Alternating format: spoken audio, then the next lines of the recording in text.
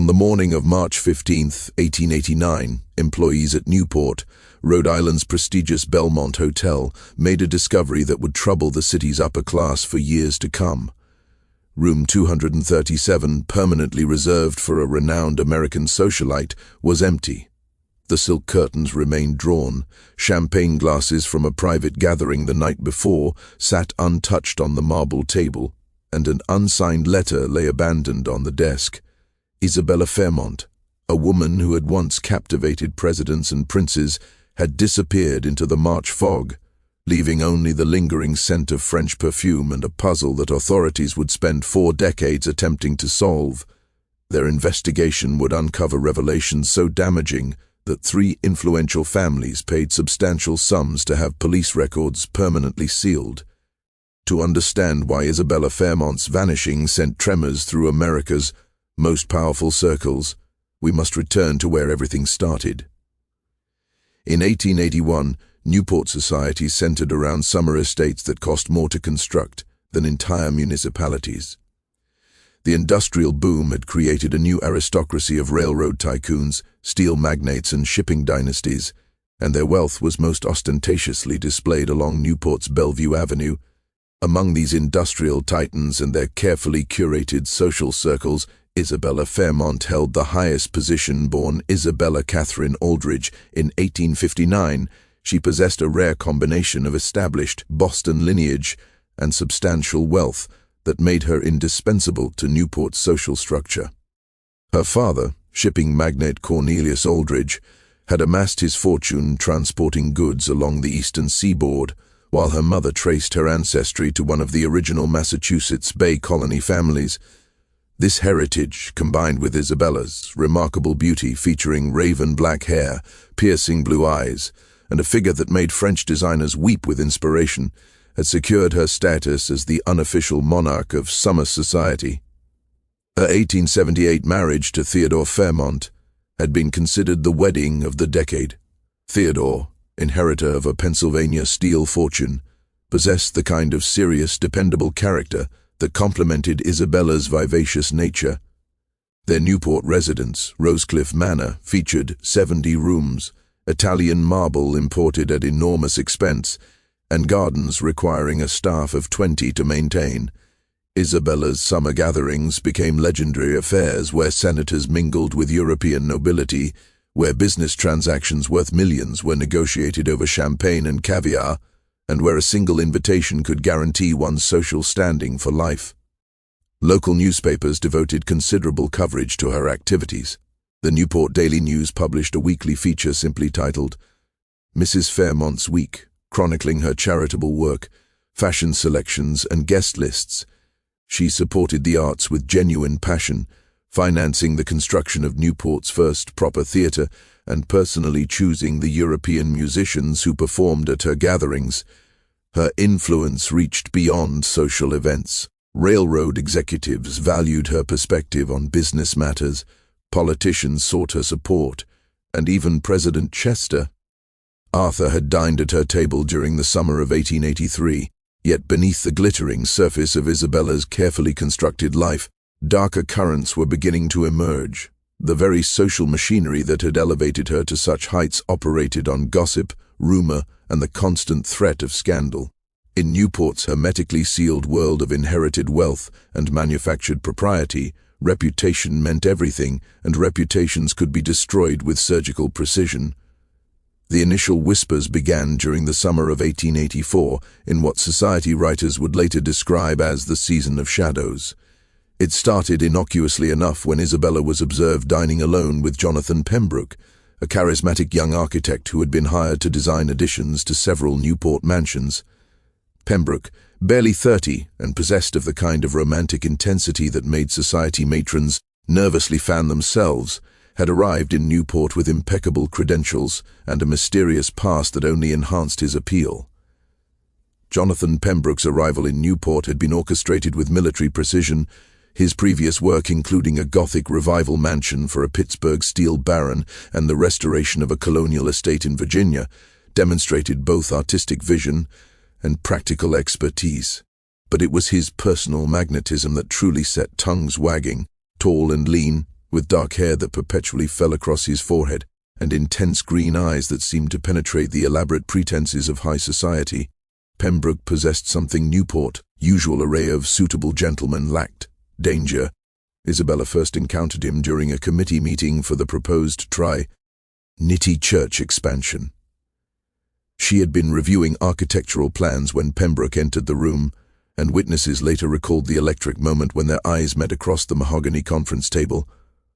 What began as professional consultation quickly evolved into something far more personal and infinitely more dangerous. Their relationship developed with the kind of reckless intensity that only occurs when two powerful personalities recognize kindred spirits in each other. Pembroke would arrive at Rosecliff Manor under the pretense of consulting on renovation plans, but he and Isabella would disappear for hours, walking through her meticulously maintained gardens or closeted together in her private study. The mansion staff, trained in discretion but human nonetheless, began to notice things. The way Isabella's laughter changed when Pembroke was present, the frequency of his visits, the letters that arrived bearing his distinctive handwriting. Theodore Fairmont, absorbed in his steel empire and trusting in his wife's social judgment, remained oblivious to the growing attachment. He approved of Pembroke's architectural work and even praised Isabella for her excellent choice of contractor. This blindness would later torment him, but during the summer of 1884, Theodore saw only what he wished to see: his beautiful wife managing their social obligations with her customary grace and intelligence. Newport society, however, operated with a level of surveillance that would have impressed a European intelligence service. By August, the whispers had become murmurs, and by September, the murmurs had crystallized into certainty that Isabella Fairmont was having an affair. The avowed NCE was circumstantial but damning in the context of high society's unforgiving moral arithmetic.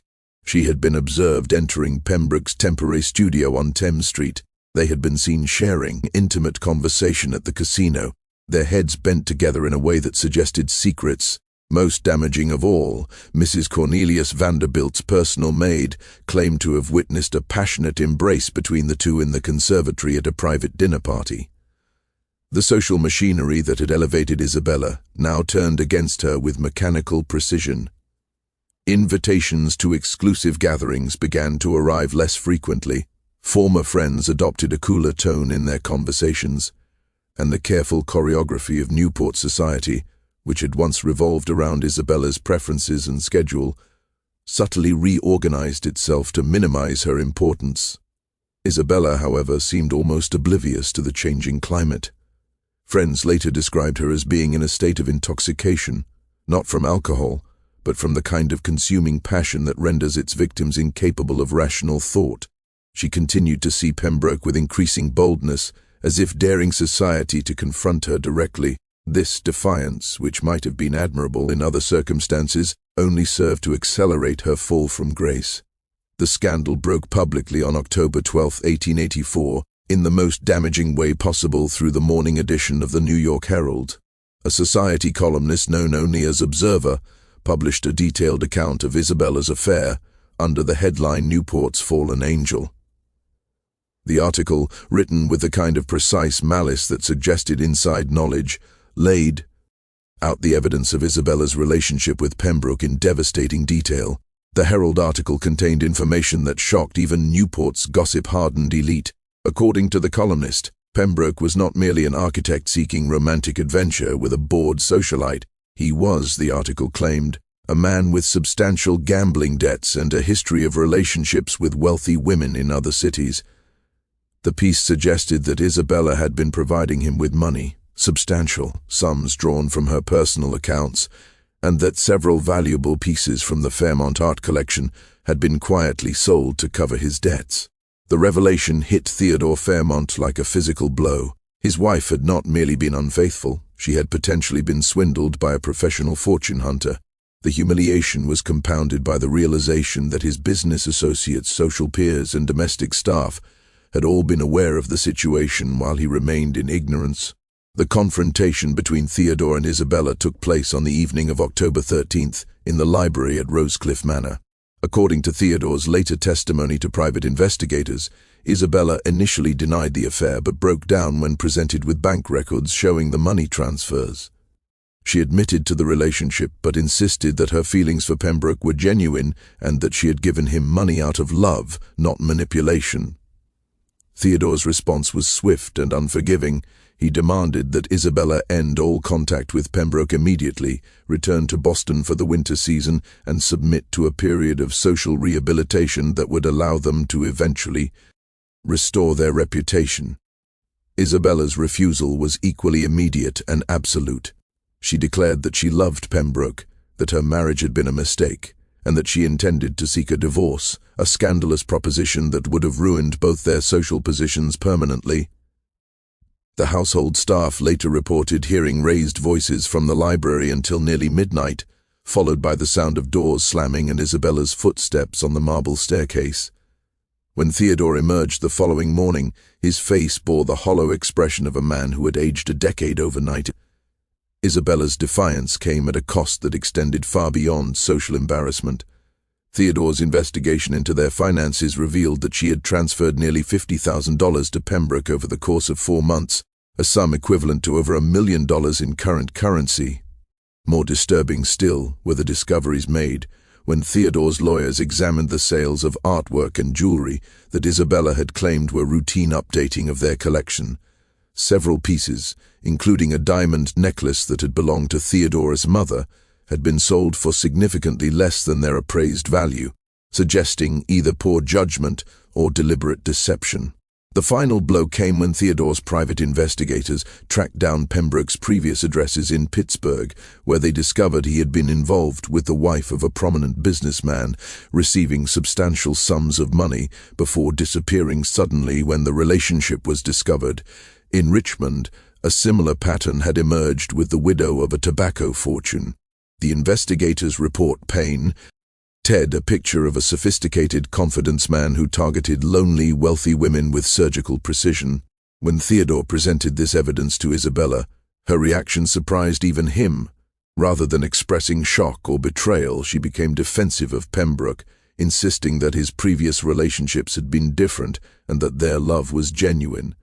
This response convinced Theodore that his wife had fallen victim to a manipulation so complete that she could no longer distinguish between reality and the fantasy that Pembroke had constructed for her.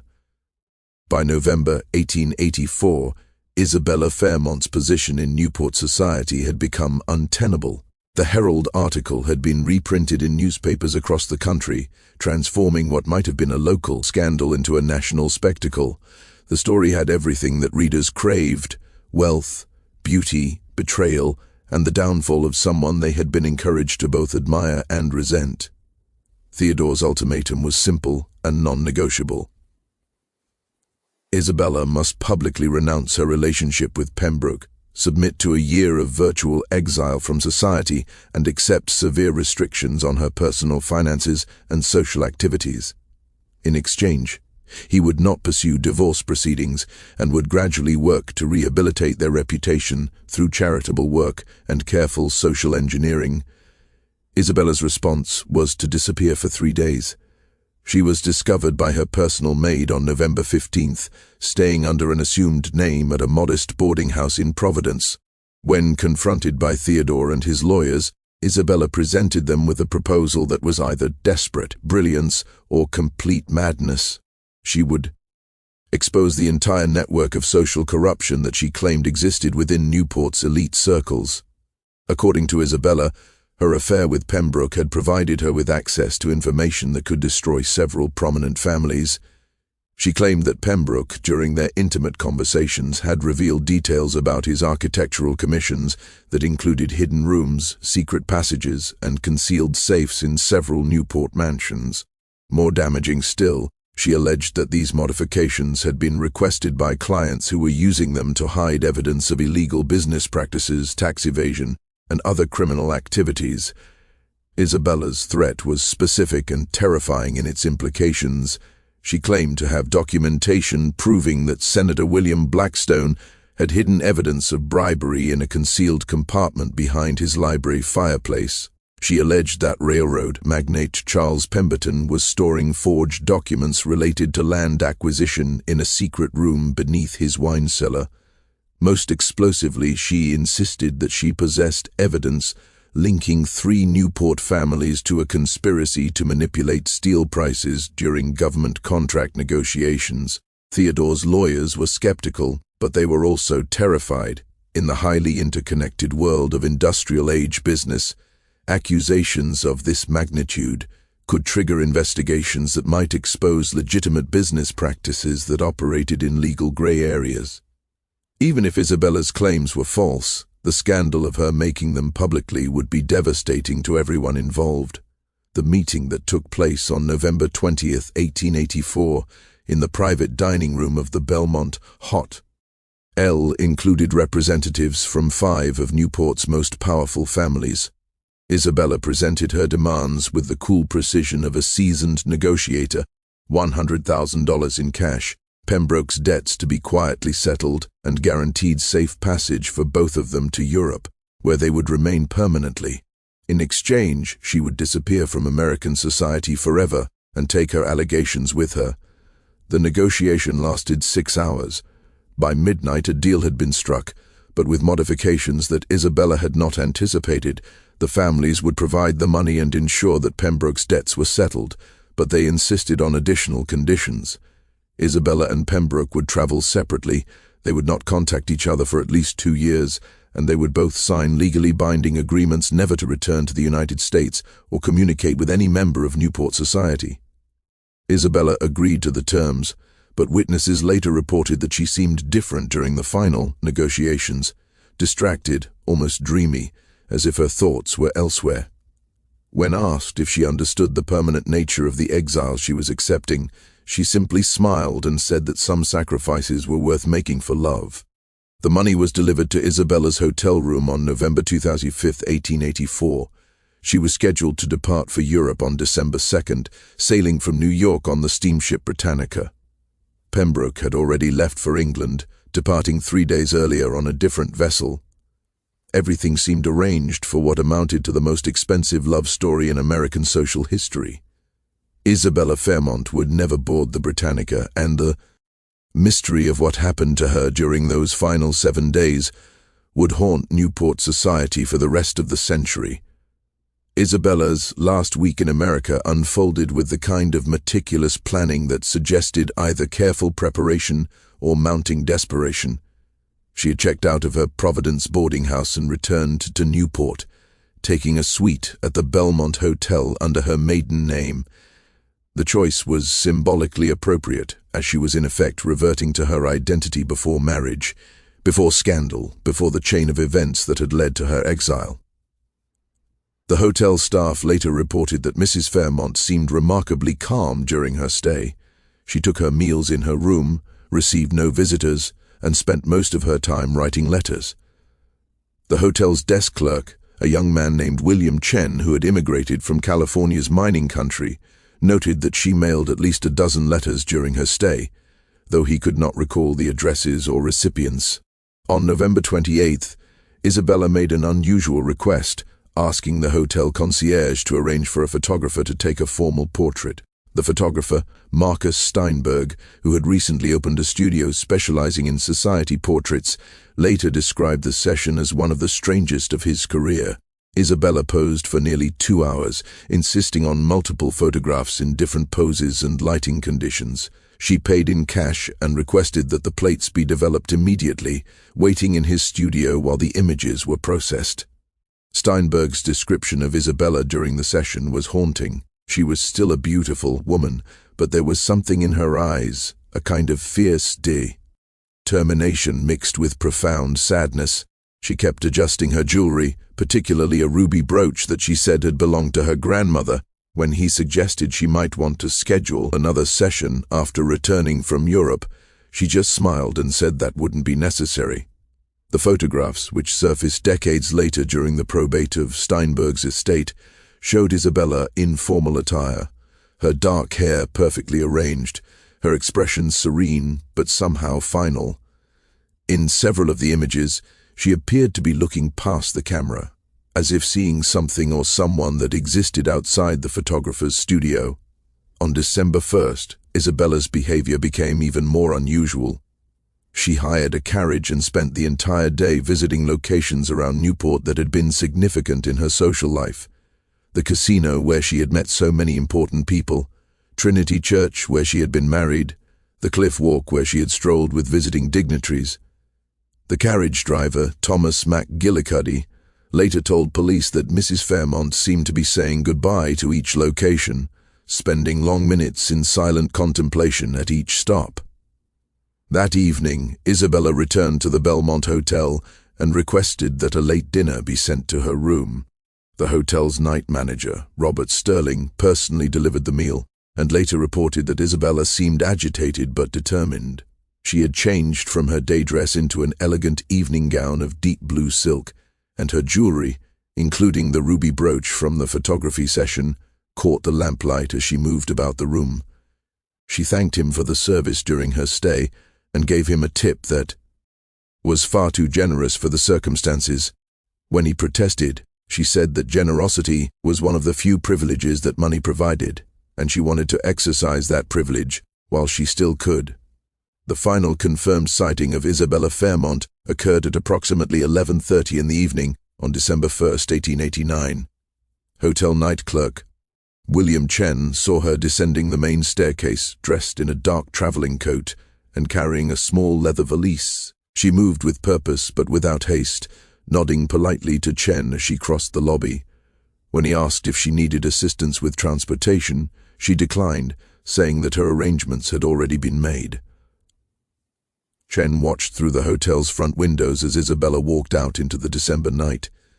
A thick fog had rolled in from the harbor, and within moments her figure was swallowed by the grey-white mist that frequently enveloped Newport during winter evenings. It was the last time anyone would see Isabella Fairmont alive. When she failed to appear for her scheduled departure on the Britannica, the following morning, Theodore Fairmont contacted the police. The investigation that followed would uncover a web of secrets, lies, and unanswered questions that would perplex law enforcement for decades to come. The Newport Police Department had never handled a case quite like Isabella Fairmont's disappearance. Missing persons investigations in 1889 relied on witness testimony, physical evidence, and the kind of methodical detective work that was just beginning to emerge as a professional discipline. Chief Detective Samuel Harrison, a methodical man who had built his reputation on waterfront crimes and domestic disputes, approached Isabella's case with the systematic thoroughness that would define police work for the next century. The first phase of the investigation focused on Isabella's movements during her final week in Newport. Harrison's team interviewed hotel staff, carriage drivers, shopkeepers, and anyone else who might have encountered her. What emerged was a picture of a woman who seemed to be methodically closing the chapters of her life, as if preparing for a journey from which she did not expect to return. The contents of Isabella's hotel room provided the first major clues.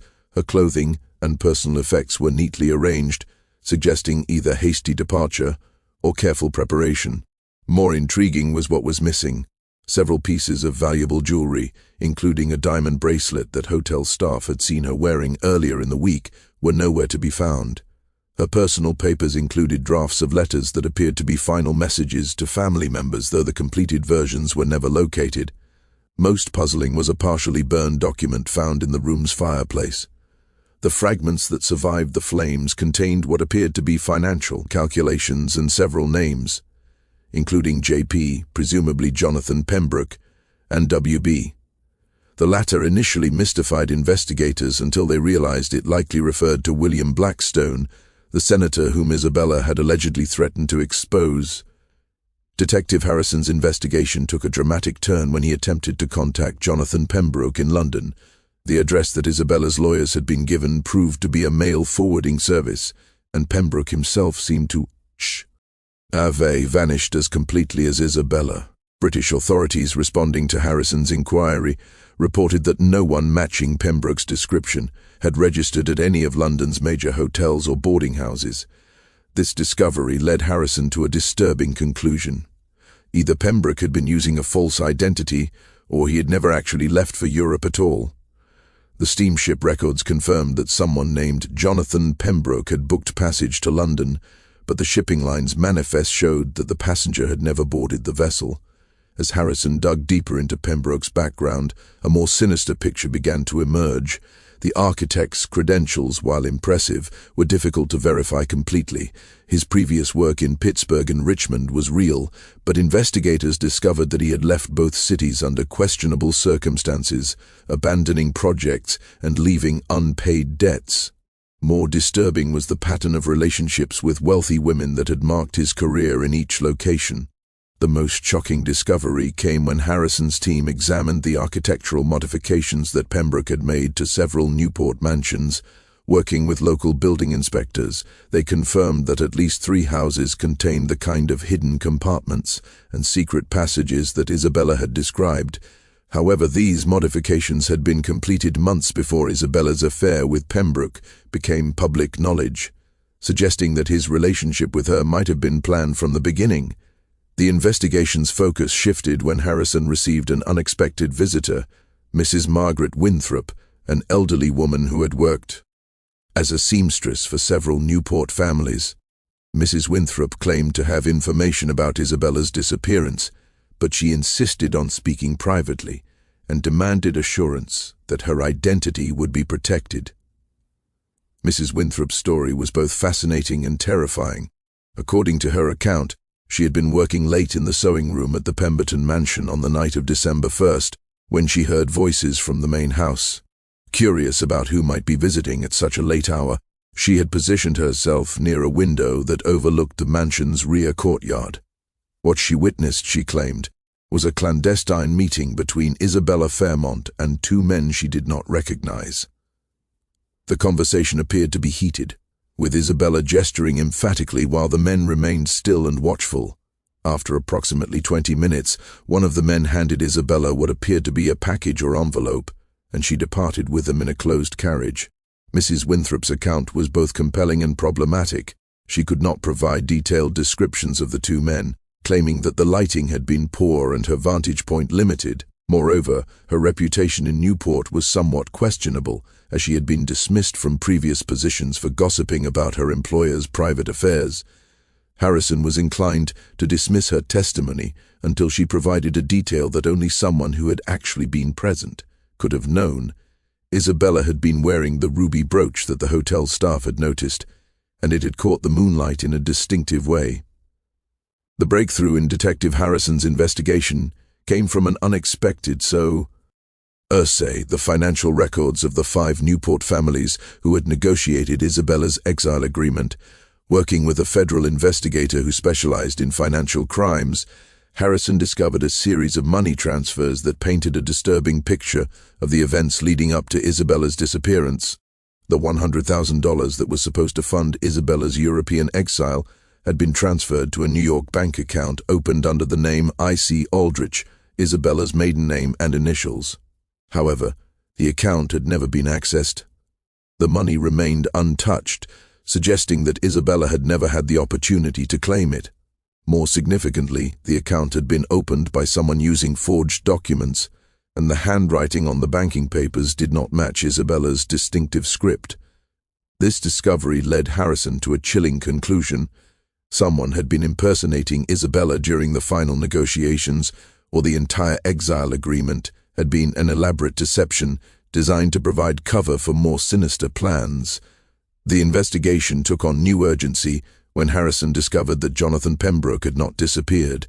He had been found dead in a Boston boarding house on November 30th, the day before Isabella's disappearance.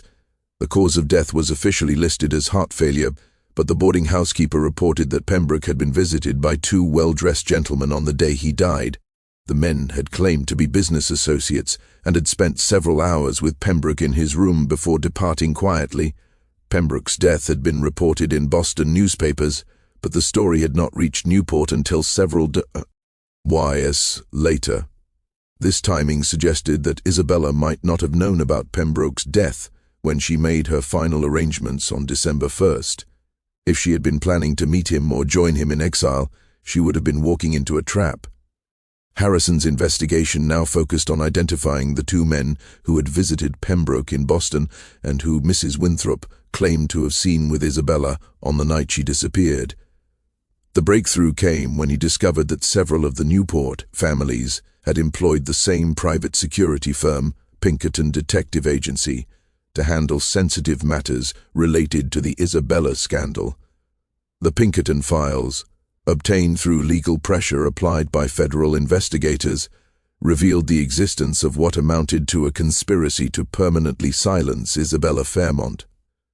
The records showed that agents had been tracking both Isabella and Pembroke for weeks, documenting their movements and monitoring their communications. Most damning were the strategic recommendations contained in the agency's reports, which suggested that the scandal posed such a significant threat to their clients' interests that permanent resolution might be necessary.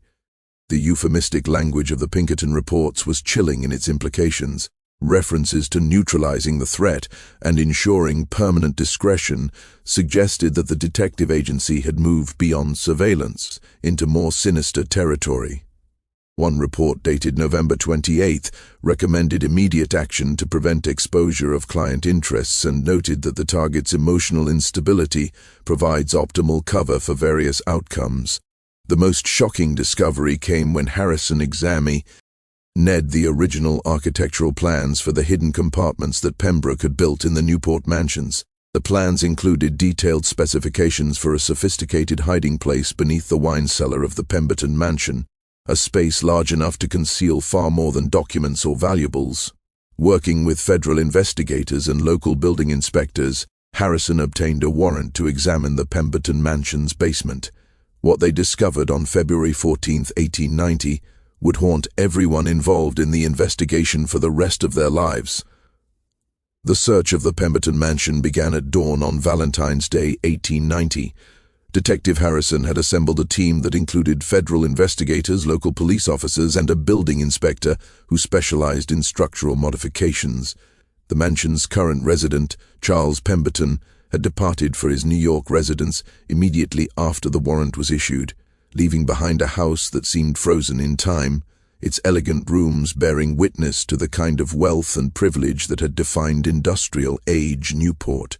The wine cellar, located beneath the mansion's main floor, appeared normal at first examination. Racks of imported wines lined the walls, and the stone floor showed no obvious signs of disturbance.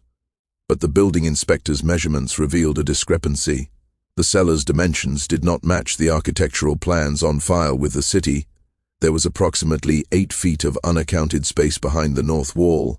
Working carefully with picks and crowbars, the investigation team broke through what appeared to be a false wall constructed of the same stone as the cellar's original construction. Behind it lay a hidden chamber approximately 10 feet square and 8 feet high, with walls that had been lined with lead sheeting, a modification that would have prevented any sounds from escaping to the rooms above. The chamber was not empty. Isabella Fairmont's remains were discovered in the far corner of the hidden room, her body wrapped in what had once been an expensive silk evening cloak. The ruby brooch that hotel staff and the photographer Marcus Steinberg had noticed was still pinned to the fabric, though the silk itself had deteriorated significantly during the 2 months she had been missing.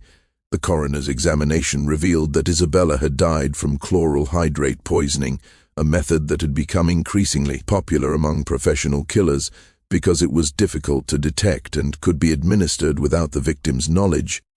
The poison had been mixed with champagne, traces of which were found in a crystal glass discovered near her body. Perhaps most chilling was the evidence that Isabella had not died immediately. Scratch marks on the lead-lined walls suggested that she had been conscious when placed in the chamber and had attempted to escape before the poison took full effect. A partially written note found clutched in her hand contained what appeared to be accusations against her killers, though the deteriorated paper made the text largely illegible. The discovery of Isabella's body transformed the investigation from a missing persons case into a murder inquiry of unprecedented complexity. The evidence suggested a conspiracy that reached into the highest levels of Newport society, involving families whose names were synonymous with American industrial power. Detective Harrison's reconstruction of events painted a horrifying picture of premeditated murder disguised as scandal management. The exile agreement had been a ruse designed to provide cover for Isabella's disappearance. The two men who had met with her on the night of December 1st had been Pinkerton agents acting on behalf of the Newport families who feared exposure of their business crimes. Isabella had been lured to the Pemberton mansion with the promise of final arrangements for her departure to Europe. Instead, she had been drugged, imprisoned in the hidden chamber, and left to die. The lead lining that had been installed ostensibly to protect valuable documents had actually been designed to create a soundproof execution chamber. The investigation revealed that Jonathan Pembroke's death had also been murder disguised as natural causes. The architect had been killed because he possessed detailed knowledge of the hidden compartments and their contents, knowledge that would have made him a dangerous witness if Isabella's allegations had ever been investigated. His death had been carefully timed to precede Isabella's murder by one day, ensuring that she would have no opportunity to learn of his fate before walking into the trap that had been set for her. The arrests that followed Isabella's discovery sent shockwaves through American high society that reverberated far beyond Newport's exclusive circles. Charles Pemberton, William Blackstone, and 3 other prominent Newport residents were charged with conspiracy to commit murder, while 2 Pinkerton agents faced charges of actual murder and concealment of evidence. The legal proceedings that many expected to expose the full scope of the conspiracy never materialized. Within weeks of the arrests, a series of mysterious developments began to undermine the prosecution's case. Key witnesses, including Mrs. Margaret Winthrop, began to recant their testimony or claim that they had been mistaken in their observations. Evidence disappeared from police custody under circumstances that suggested official corruption. Most significantly, the Pinkerton Detective Agency's files related to the case were destroyed in a suspicious fire that consumed the agency's Boston offices. The federal investigation, which had initially proceeded with great vigor, began to encounter bureaucratic obstacles that seemed designed to slow progress indefinitely. Jurisdictional disputes arose between local, state, and federal authorities. Key investigators were reassigned to other cases, and legal challenges to search warrants and arrest procedures consumed months of court time. By the summer of 1890, it became clear that forces far more powerful than the Newport Police Department were working to ensure that the full truth of Isabella Fairmont's murder would never be revealed. The wealthy families involved had resources that extended into every level of government and law enforcement, and they were prepared to use those resources to protect themselves. The final blow to the investigation came when Theodore Fairmont, Isabella's widowed husband, announced that he was withdrawing his cooperation from the murder inquiry. In a statement released through his lawyers, Theodore declared that he had suffered enough tragedy and wished to allow his wife to rest in peace without further sentence. Rationalism behind this public statement lay a private agreement that investigators would later piece together through financial records. Theodore had been offered substantial compensation for his steel company's government contracts, along with guarantees of social rehabilitation and financial security. In exchange, he agreed to cease all cooperation with the murder investigation and to publicly support the theory that Isabella had died by suicide after becoming despondent about her exile. The criminal cases against the Newport conspirators collapsed in the fall of 1890. Charles Pemberton was acquitted on grounds of insufficient evidence. William Blackstone's case was dismissed on procedural grounds, and the Pinkerton agents disappeared entirely, presumably relocated with new identities and financial compensation for their discretion. Isabella Fairmont was officially buried in the family plot at Newport's Island Cemetery on October 15, 1890. The funeral was a private affair attended by fewer than 20 people. No society columnist covered the service, and no newspaper ran obituaries detailing her life or achievements. The story of Isabella Fairmont's murder did not end with her burial or the collapse of the criminal cases against her killers. In the years that followed, a different kind of justice began to manifest itself in ways that suggested the dead woman's accusations had been entirely accurate. The families who had orchestrated Isabella Fairmont's murder believed they had successfully buried their secrets along with her body, but the corruption and criminal activities that she had threatened to expose proved to be the seeds of their own destruction. Charles Pemby. Arton, the man in whose basement Isabella had died, never recovered from the psychological trauma of the murder. Friends and family members reported that he became increasingly paranoid and reclusive, convinced that Isabella's ghost was haunting his mansion. He moved permanently to his New York residence, but found no peace there either. His business empire, built on the kind of fraudulent government contracts that Isabella had discovered, began to unravel when federal investigators working independently of the Newport murder case uncovered evidence of systematic bid rigging and price manipulation. By 1895, Pemberton Steel Company was facing bankruptcy proceedings and federal prosecution for fraud. The hidden documents that Isabella had threatened to expose were eventually discovered during asset seizure proceedings, confirming every allegation she had made. Pemberton himself died in 1897, found dead in his New York mansion under circumstances that suggested suicide, though the official cause of death was listed as heart failure. Senator William Blackstone's political career suffered a similarly dramatic collapse. In 1892, a corruption investigation that had nothing to do with Isabella's murder uncovered the bribery evidence that she had claimed was hidden behind his library fireplace. The documents discovered during a federal raid detailed a systematic scheme to sell Senate votes on railroad legislation. Blackstone was expelled from the Senate in disgrace and died in poverty in 1899, his family fortune consumed by legal fees and restitution payments. The pattern repeated itself with each of the families who had participated in Isabella's murder. Railroad magnate Thomas Hartwell was ruined when the Interstate Commerce Commission discovered the price-fixing conspiracy that Isabella had threatened to expose. His suicide in 1896 was front-page news in newspapers across the country. Banking heir Robert Sterling lost his fortune in the Panic of 1893, largely because his illegal lending practices, the same ones Isabella had discovered, left his institution vulnerable when the economy collapsed. Perhaps the most poetic justice came in the fate of the Pinkerton Detective Agency. The organization that had carried out Isabella's murder found itself under increasing federal scrutiny as labor violence escalated throughout the 1890s. Congressional investigations into the agency's methods and clients revealed a pattern of corruption, illegal surveillance, and violence that destroyed its reputation permanently. By 1900, the Pinkerton Agency had lost most of its major clients and was facing criminal charges in multiple states. Detective Samuel Harrison, who had led the original investigation into Isabella's disappearance, never forgot the case that had defined his career.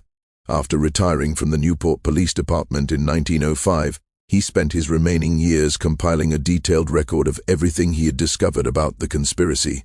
His private files, discovered after his death in 1918, contained evidence that several other mysterious deaths in Newport during the 1880s and 1890s had been connected to the same network of wealthy families and corrupt officials. Harrison's final report, written in 1917, concluded with a chilling assessment. The murder of Mrs. Isabella Fairmont was not an isolated crime, but part of a systematic campaign by America's wealthiest families to eliminate threats to their power through violence and intimidation. The failure to prosecute her killers sent a message that money and influence could place individuals above the law, a precedent that continues to corrupt our justice system to this day.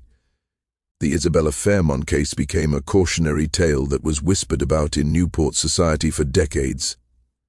Parents warned their daughters about the dangers of social climbing and extramarital affairs, but they missed the deeper lesson that Isabella's story provided, that America's industrial-age elite were capable of murder when their interests were threatened. The mansion where Isabella died, the Pemberton estate, stood empty for over 20 years after Charles Pemberton's death.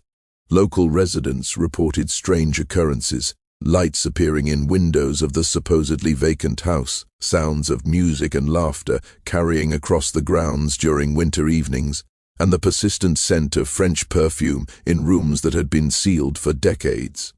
In 1920, the mansion was purchased by a Catholic charity and converted into an orphanage. But the building's troubled history continued. Children reported seeing the figure of an elegantly dressed woman walking through the corridors at night, and several staff members claimed to have heard the sound of someone scratching at the walls in the basement. The orphanage closed in 1935 after a series of mysterious accidents that the church deemed incompatible with the spiritual welfare of the children. The building was demolished in 1938, but construction workers reported finding additional hidden chambers that had not been discovered during the original police investigation. One chamber contained what appeared to be personal effects belonging to other missing persons from the 1880s and 1890s, suggesting that Isabella may not have been the only victim of Newport's elite conspiracy. The ruby brooch that Isabella had worn to her death became the subject of its own dark legend.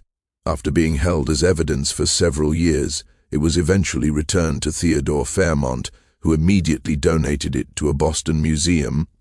The brooch disappeared from the museum's collection in 1895, under circumstances that suggested theft, but it surfaced periodically over the following decades, always associated with tragedy.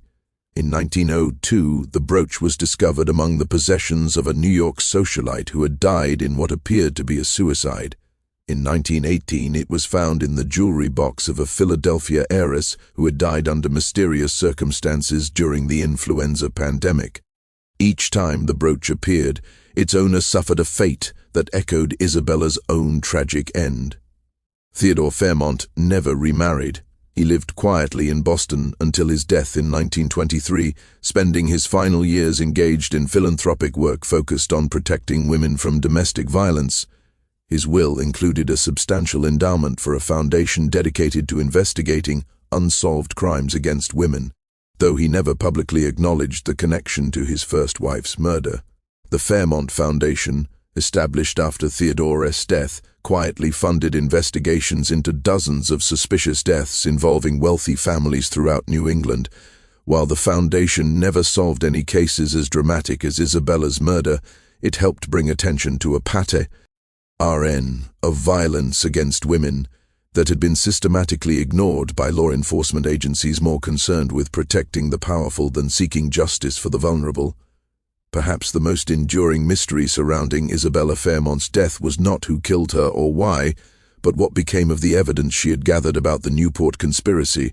Despite extensive searches of her hotel room, her personal effects, and every location she had visited during her final week in Newport, investigators never found the documentation that she had claimed to possess. Detective Harrison's theory was that Isabella had hidden the evidence somewhere in Newport before her final meeting with the Pinkerton agents. He believed that she had suspected the danger she faced and had taken steps to ensure that her allegations would survive her death. Harrison spent years searching for this hidden cache of documents, but he died without ever locating it. In 1954, renovations at the Belmont Hotel uncovered a sealed envelope hidden behind a loose brick in the basement storage area. The envelope, marked with Isabella's initials and dated November 30th, 1889, contained what appeared to be the missing evidence: detailed financial records, correspondence between Newport families and corrupt officials, and architectural plans showing the locations of hidden compartments in over a dozen mansions. The discovery of Isabella's evidence 65 years after her death provided final confirmation of every allegation she had made. The documents revealed a conspiracy that extended far beyond Newport, involving politicians, judges, and business leaders throughout New England. But by 1954, all of the original conspirators were long dead, and the statute of limitations had expired on their crimes. The Belmont Hotel donated Isabella's evidence to the Newport Historical Society, where it remains today as part of a permanent exhibition on the darker aspects of industrial age society. Visitors to the exhibition often report feeling an unusual chill when viewing Isabella's final photographs and reading her final letters, as if her spirit remains present to ensure that her story is finally told in full. The hotel room where Isabella spent her final nights, room 237, was eventually converted to other uses, but staff and guests continued to report unusual phenomena: the scent of French perfume, the sound of a woman weeping, and the persistent feeling of being watched by unseen eyes. The hotel's management eventually removed the room number and converted the space to storage. But the strange occurrences continued. Dr. Margaret Steinberg, a historian who spent 20 years researching the Isabella Fairmont case, published the definitive account of the conspiracy in 1979. Her book, The Newport Murders, Wealth, Power, and Justice in Gilded Age America, became a bestseller and sparked renewed interest in the case. Dr. Steinberg's research confirmed that Isabella's murder was part of a broader pattern of violence used by America's elite to protect their interests. Isabella Fairmont died because she threatened to expose the truth about how America's wealthiest families accumulated their power. Her murder was not a crime of passion, but a calculated business decision carried out by men who viewed human life as just another commodity, to be bought, sold, or disposed of, as circumstances required. The case continued to fascinate researchers and true crime enthusiasts well into the 21st century. In 2019, the FBI's Cold Case Unit announced that they were using modern forensic techniques to re-examine evidence from the Isabella Fairmont murder, though they acknowledged that the passage of time and the destruction of records made prosecution impossible for many who studied the case. The question of legal justice was less important than the broader lessons that Isabella's story provided about power, corruption, and the price of challenging entrenched interests. Her death became a symbol of the violence that America's elite were willing to employ to protect their privileges, and her story served as a warning about the dangers that await those who threaten to expose inconvenient truths. This mystery shows us that some secrets are so dangerous that powerful people will kill to protect them, and that justice delayed is often justice denied forever. The wealthy families who murdered Isabella Fairmont escaped legal punishment, but they could not escape the consequences of their crimes. One by one, they fell victim to the same forces of corruption and greed that they had used to destroy others. Isabella Fairmont's courage in standing up to America's most powerful families cost her everything, but her sacrifice ensured that their crimes would eventually be exposed. The truth has a way of surfacing even when powerful people try to bury it forever.